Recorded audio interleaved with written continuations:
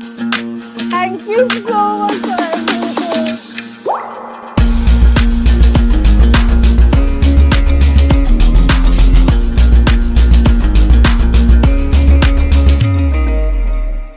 So, welcome everyone. Welcome to this special webinar on the interviewing season. And we are, as always, very grateful to have Dr. Weissman. He is the Director of Clinical Research at Hackensack Palisades. And of course, he works very closely with the residency program. And of course, Dr. Atoot, who could not be with us today.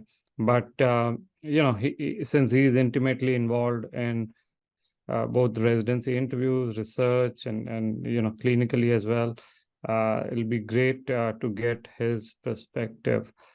So some of the housekeeping issues. So we will take questions, but as you can imagine, this is very busy season for Dr. Weissman. So maybe about 15-20 minutes, he'll answer some questions, and then I can handle other questions once he leaves. So we'll take questions in chat. And Sheila and Sarthi from my team are also there. So they'll be on chat as well. So welcome, Dr. Weissman. Without further ado, let's get started. So the first question, do I actually need to prepare for the interview day? Yes, thank you, Pawan, and I'll take a minute just to. I know a lot of the students here have known me. I work with many students, many Sarthi students, and where we round. I have them, in my office, and I try to give over as much as we can clinically. But aside from that, we have to understand that it's very, very important to come in prepared to these types of events. Okay, I've sat on different interview committees. I've interviewed maybe between 300 and 500 candidates over the past couple of years, personally, and I hear eavesdrops from other faculty and other program directors and APDs who interview. And interview day is very, very big. So the answer is yes. I think it is imperative to prepare. I would be foolish to come into something like this unprepared, and I'll tell you why. Because this day sort of culminates and capitulates the end of your trail. I know obviously the match is the end of the trail, but this is the last effort you have. So everything you did from medical school to rotations to research to extracurricular activities, now it comes down to this 30 minutes, this 20 minutes, and we'll get into a little bit of how the interview itself works, but this 15, 20, 30 minutes, and this is your time to shine. This is the last time they're going to see you, hear of you. If you don't make your impression now, you're done. So absolutely, it takes a lot of very, very inquisitive preparation, practice, and focusing on the key points of an interview, which we'll get to. Yep. So thank you. And just so that everyone knows, if you are looking for practice and maybe mock interviews, Dr. Weissman and Dr. Atoot do help out our students. So Sarthi or Sheila, if you can, post the link just in case anyone needs. So that could be something to consider. So the next question, do they actually ask clinical questions on the interview day? Yeah, good question. So, I actually did a mock interview about a week ago. I was practicing, I was helping a student prepare for the interviews. And when I did the mock interview, I asked a clinical question. I said, a patient comes in and has high blood pressure in the ER. Which of the following, which medicine would you give them? And they freaked out. They blinked, cold face, started shivering. So, guys, yes, there's a very good chance you're going to get clinical questions on an interview. Personally, when I've interviewed in the past, I've never asked this to candidates. I don't think it's fair. I feel like, your medical school training and your USMLE do and should speak for your clinical abilities. However, I will tell you, in real life, you will be asked that. A lot of the faculty, program directors, and I know many APDs that do ask that. And I prepared a girl, and she actually texted me back after they asked me that exact clinical question on the interview, on one of the interviews, one of the hospitals in Brooklyn. So they do ask clinical questions. I would not, the biggest thing to understand is they're not expecting you to have perfect medical management. They're not. But they are expecting you not to get flustered, not to freak out. And they do ask you before, is it okay if I ask you a clinical question? And please don't say no. If you say no, it's a very, very bad look. And that happened a few times. I've heard from other panelists. They said, no, please, I don't feel comfortable. That's very bad, because then you're pretty much showing, you're just defeating, you're retreating, you're holding up a white flag. So don't do that. Don't do that. Take the question, just don't get startled. They really want to see your thinking. They want to see you're able to maintain level head, calmness in a pressure situation, which is really what residency is like, maintaining a cool head even when things are stressful. So I would and if I end up helping with some prep interviews, we can go through some clinical scenarios, but I definitely think don't get flustered when they ask a clinical scenario. They're just trying to test your ability to think abstractly, not to really see if you know the clinical information or not. Yeah. Oh, that's a very good tip, Dr. Weissman. So now let me just take it a bit forward, because you also help our students with research, right? So what type of questions can they expect, whether they've done research and wherever they've done research? What kind of questions from research can they expect in the interviews? Yeah, good question, Puan. Whenever we finish the research course, and we do almost every month or every other month, we run a research course. And the last session I have with the students is how to be prepared for interviews based on your research. And so this is a very, very important topic, and I'm happy we're speaking about it, is because if when they see you have research on your CV, they're going to ask you. They're going to say, Mr. Critty, Mr. So-and-so. They're going to say, I see you did a large, retrospective study, or I see you did a case report on AFib. You did a retrospective study on inflammatory bowel disease. Tell me about it, right? So, there's really two pitfalls I've seen students make. Number one is they go on a whole big rant. In this study, blah, blah, blah, we saw this, we did this, we used this, we did statistics like this, we helped out like this was our hypothesis, this was our conclusion, and they go on like a 4-minute rant, and that's not really what you want to do. You don't want to lose interest of your interviewer. You don't want to bore your interviewer. You want to give over the hypothesis for your study, why you did the study, what was the motivation of the study, and what were you hoping to find in the study, in 1 or 2 sentences. And then let the interviewer ask more questions. And number 2, which is the biggest mistake I have people make, is they say, tell me what your role was in the research. No matter what, you worked on it in a different institution, you worked at it in your home institution, and you say, tell me about my role. And I've heard personally, I couldn't believe this, I've heard certain things like, I forgot I did it a long time ago. Number 1, I don't remember what I did. I was just part of the team. These are answers I heard. So guys, you can do the most amazing double-blind, placebo-controlled clinical trial published in the New England Journal of Medicine, and you're lead author. But then they ask you, tell me about your 6-drug regimen for, stopping the spread of, colon cancer. And you say, oh, I did it a long time ago. I don't remember anything about the study. That everything you did is negated, right? So when they ask you about your role, be honest, but use the right words. Like, I helped with methodology. I discussed, I helped with manuscript draft, manuscript preparation. I helped with literature review. Not things like I was part of a team. I forgot. So yes, good point. And we go into a little bit further about that, but that's a little bit of the nutshell version. Thank you. And for those who are still looking for research opportunities, they are on our website, and you can take a look and enroll for November. November mid, we're starting another couple weeks. course. Yeah, we're starting in a couple more weeks a new course. I will tell you, don't expect to be published before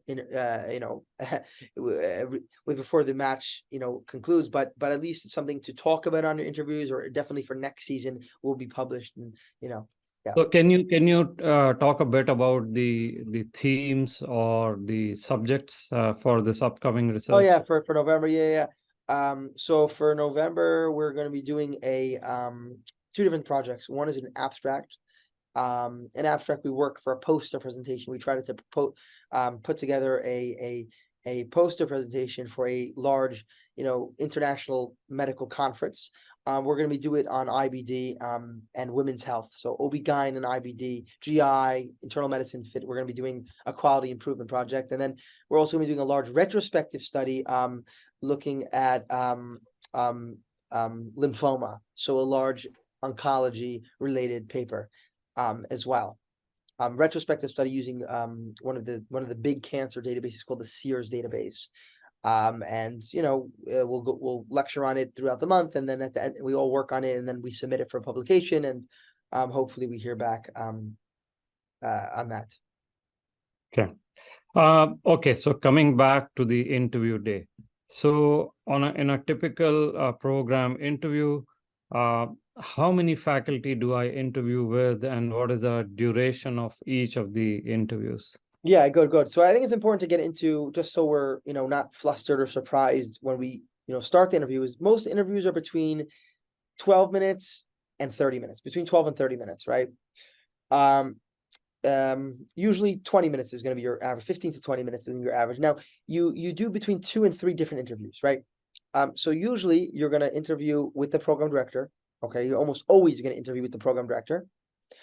Almost always. I wouldn't say always, but almost always with the PD. And then you're going to be either with one of the core faculty or the APD, one or two of those. So again, you're going to be with the PD, then you're going to have another interview with the APD or one of the core faculty, and then possibly even another interview with the chief resident or one of the 30 or senior residents. So 2 or 3 different 10 to 15 minute interviews. So, right. So it's going to be 2 to 3 different 10 to 15 different interviews. There is a chance that one of the interviews might have 2 people on them, but usually it's going to be with 1 faculty member each. Yeah. And then at each interview, they score you and they rate you, and then they collectively put those numbers together to make the rank list. Okay. So maybe that's the next question we should talk about. Do I automatically get ranked after the interview, or what exactly is the rank process? Ultimately, we all students submit their rank order list, but programs also do it separately. So how does this process work from a program perspective, ranking the applicants? Yeah, so it's important to know. So from a program perspective, at the end of your interview, each of the faculty are going to rank you out of 5 or out of 10. Usually it's out of 5, sometimes out of 10. One faculty is going to give you a 7, one's going to give you a 6, one's going to give you 8. So in the average of the 3 numbers, so they at the end of every interview day, they meet and discuss every candidate. So they discuss the candidate, they look through, okay, PD gave him a 6, APD gave him a 7, senior resident gave him an 8. And then discuss, oh, why do you think he's more like a 6? Why do you think he's more like an 8? And then they collectively make up a number between the 3 of them. And that's their ranked number. They'll put you out of 10. Let's say they give you a 7 out of 10. Okay. So at the end of every week, they say, okay, who are the 10s, who are the 9s, who are the 8s, who are the 7s, who are the 6s from each interview week. And then at the end of, when they're making their ranked list, they group their 10s on the top, their 9s, their 8s, their 7s, they rank them down like that. There is a chance you don't get ranked. Okay. I will tell you that, maybe 1 of every 10 or 1 of every 15 candidates who gets an interview does not get ranked. And that's simply because they bombed the interview. They said things in the interview which made them very unfit candidates for that program, and they didn't rank you. But likely, almost for sure, you will get ranked unless you really bomb the interview. Okay. And a related question that I'm getting is, so let's say I interview, but after that I have updates. So I may have taken step 3, some research got published and all that. Does that influence my rank? Yeah, it can. It generally has very little weight. It generally has very little weight after the interview. But I will tell you, it never hurts to just send an email to the coordinator or the person who interviewed you if they gave you their email address. Save their email address, and that's the person you say, oh, by the way, I just took my step 3, I got a 237, or hey, the paper that we spoke about on interview actually just got published in the American Journal of Cardiology, and then you send them the PDF version, so it can put in a good favorable word last minute. Okay, thank you. Now continuing on this, now the PD specifically, what does a PD want to see from my interview? How do they assess me? Yeah. So the PD and the APD generally would care more than the chief resident about this, and maybe more than the core faculty. But what the PD is really looking for is, somebody who is not going to cause friction in their program. Okay. Still somebody who is going to be easy to work with, not going to cause any stress amongst other residents, not going to cause any problems with other faculty members, with dietitians, with nurses. That's one thing. So they want to make sure you're easy to work with. So a lot of the questions they can ask you is making sure that you're somebody who gets along well, is a good team player. And that's why these things are important, because they want to make sure you come to their program, you're not going to mess around with anybody in the hospital or in their office. That's number 1. That's number one. Number two is they want to make sure you're very interested in the field you're applying to. So if you're going to be applying to internal medicine, they're going to make sure that your research and your clinical rotations were in that field. They want to make sure you're really interested in the field you're applying to. Number two. Number three, they want to make sure that you're very interested in that you're very hardworking. They look at the score of your USMLE to gauge that, but also your recommendation letters and other things to say this is somebody who's hardworking. Really, those are the three core principles they want to see in an interview. I know a lot of students always ask me, my interview finished after 6 minutes, or they gave me a half-hour spot, but we finished after 3 minutes. Was that good? Was that bad? Should I get nervous? And the answer is so it's either very good or very bad, right?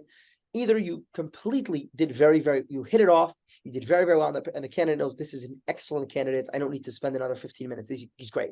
Or this person answered one or two questions just so poorly, I nixed them right away. We don't need to finish the interview. So it's either very good or very bad. We'll leave it like that. Okay. Thank you. And probably coming towards the end of the questions and our time, but I'll take, two more. So first, and both of them are related. Should I actually bring up my red flags during the interview? So could be gaps or could be, attempts and all. Should I do that voluntarily? And if I do, how should I do that? Yeah, that's a good question. So just keep in mind when you're interviewing, the person who is interviewing you has your CV, has your application, your ERAS application, and knows your scores and knows everything. So I never recommend, and I'm happy you mentioned this point, because I never recommend anybody mentioning their red flags. And students sometimes feel obligated to come to the interview having a very good explanation for their poor score or for their gap year. And all they want to do the whole interview is get that out. Tell the interviewer, oh, by the way, my poor score, I'll tell you why I did so bad in the interview on the USMLE, or I'll tell you why I took a leave of absence event, or I'll tell you that red flag. Never do that, guys. I always give the parable to somebody who's, is a car salesman in a dealership, and because as much of this is a sales game, right? You're trying to sell yourself, obviously, honestly, but you're trying to sell yourself. So let's say you're in a car dealership, going back to the example I like to give, and you have somebody who's interested in your Toyota.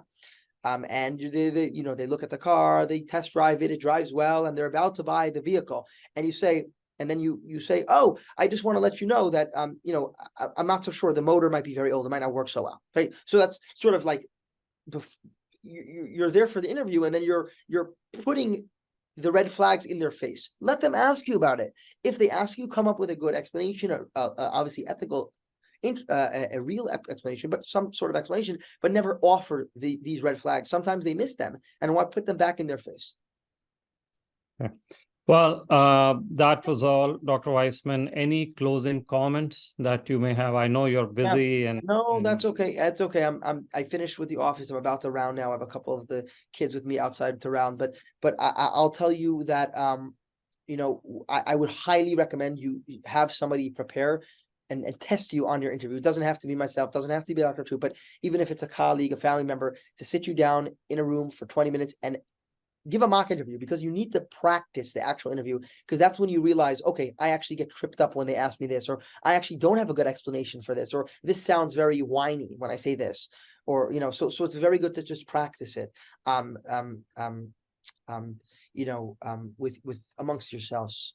I see a lot of the students here in the participants who were students with me in the past. So hi, just to name a few, Inban, I see you, Seema, a lot of the students here have seen me in the past, but, good luck, take them very, very seriously, the interviews. It's it's the most important day in your career, perhaps, and practice. Yeah.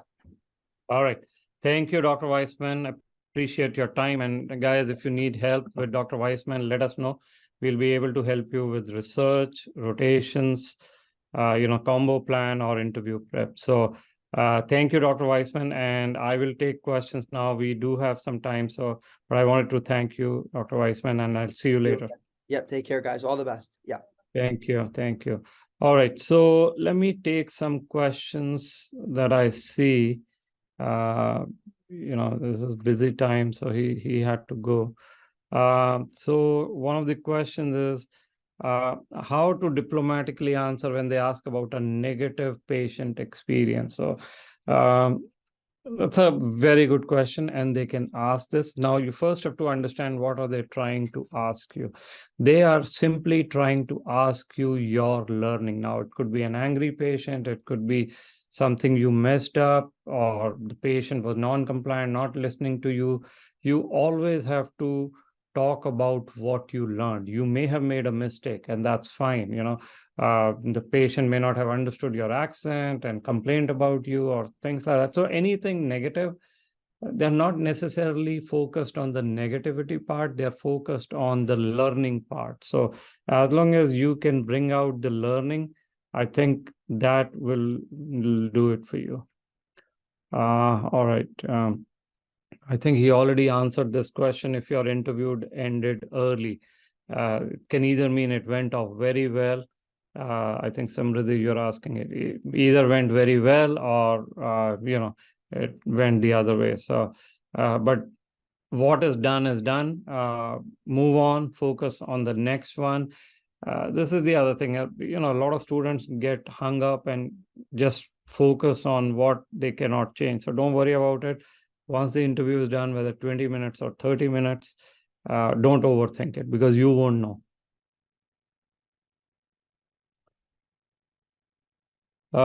Is it helpful to send letter of interest? I've sent some, just getting an auto reply. So, we have done a lot of videos on this.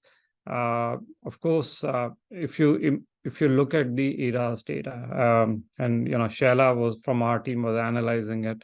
A typical IM program is getting more than 2,200 IMG applications, right? So you can imagine even the letter of interest, a coordinator would be getting about 200 or so per day. Are they looking at all? Probably not. So, but what helps is, your continued interest in the program. If you have done rotations, if you have done signal the program. So all these things add up. You never know when they can look at it, they can invite you, pull you out of the filter. So we definitely recommend sending a letter of interest. And if the slots are full, you thank them and move on. We do have a lot of classes on how to increase your chances, whether it's a letter of interest, whether Dr. Weissman said, doing step 3, it all depends on the profile, right? You could be calling the program. If it's a local program, maybe try to go there, things like that. What else? Let me see. Any other question that we can, let's see, just so yes, so thank you, Shaila. Shaila is putting the links for the letter of interest, templates, and tips and all that. So another question I see is, as an IMG, how can I make myself stand out? So again, a good question. Like I said, competition is high. And think of your profile as a portfolio of things. Some can have high scores, some can have wonderful research, some can have work experience. So it all depends. I think you really need to identify your own strengths and then go with that. It could be hard, but if you think back to your journey and think about stories and experiences, could be, like I said, a difficult patient, could be your 2-3 years of research, home country residency. So think about those things, and those would be the things that can help.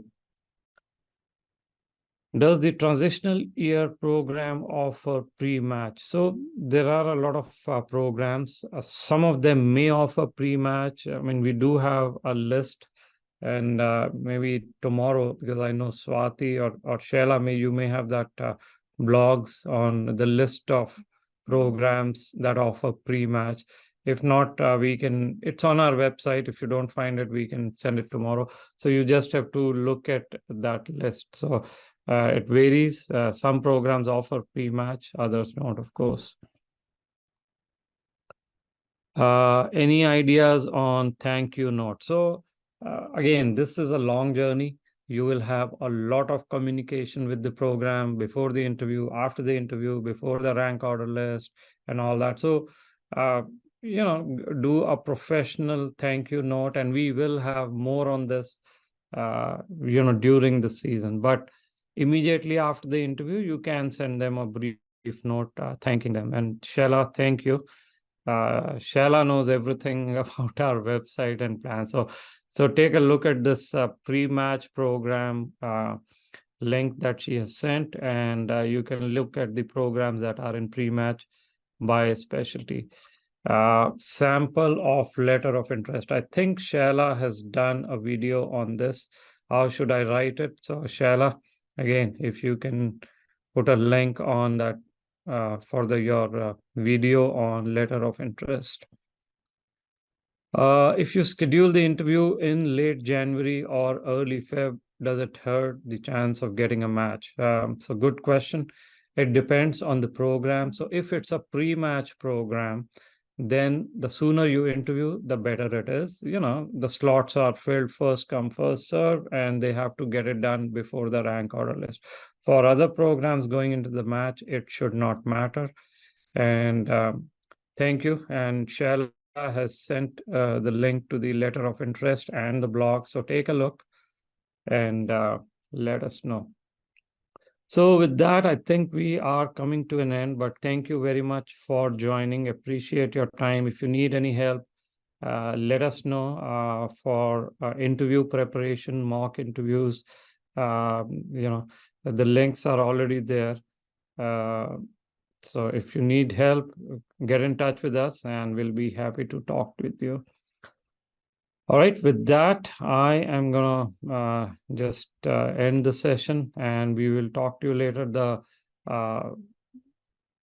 Zoom link will be on so that you can grab a link if you want for the next couple of minutes. But thank you very much. Thanks.